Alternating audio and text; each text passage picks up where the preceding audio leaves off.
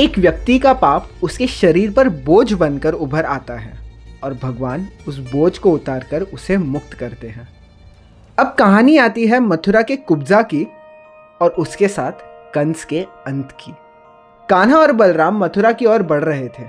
अक्रूरा उन्हें लेकर जा रहा था और रास्ते में उन्होंने यमुना में विष्णु जी के दिव्य दर्शन किए। उन्होंने समझ लिया कि ये दोनों भाई कोई साधारण नहीं, स्वयं नारायण है। मथुरा पहुंचते ही सब लोग कान्हा को देखकर मोहित हो गए। उनका रूप, उनकी शक्ति, उनकी कोमलता सबको चकित कर रही थी। इसी भीड़ में एक स्त्री खड़ी थी, कुब्जा।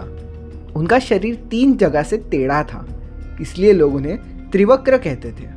वह कंस के लिए चंदन का लेप लेकर जा रही थी, पर कान्हा को देखकर रुक गई।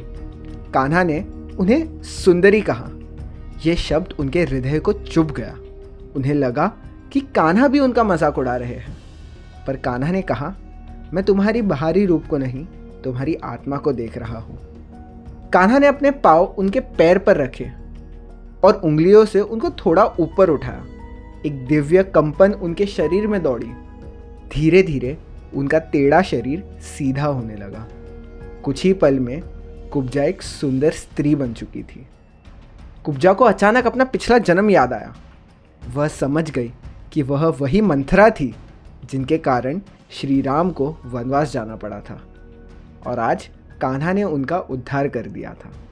वह रो पड़ी और कान्हा के चरणों में गिरकर उन्हें चंदन अर्पित किया। कान्हा ने मुस्कुराकर कहा, जैसे मैंने तुम्हें मुक्त किया, अब समय है मथुरा को भी मुक्त करने का। थोड़ी ही देर बाद राज्य के राजभूमि में कान्हा और बलराम जी ने कंस के बलशाली पहलवानों को हरा दिया।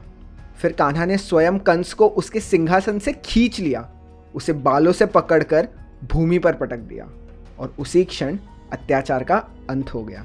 देवकी और वसुदेव के बंधन टूट गए और कान्हा ने अपने जन्म का उद्देश्य पूरा किया, अधर्म का विनाश और धर्म की स्थापना। आगे देखिए, कान्हा का जीवन के एक नए अध्याय में प्रवेश होगा, उनके पुत्र प्रद्युम्न के संग।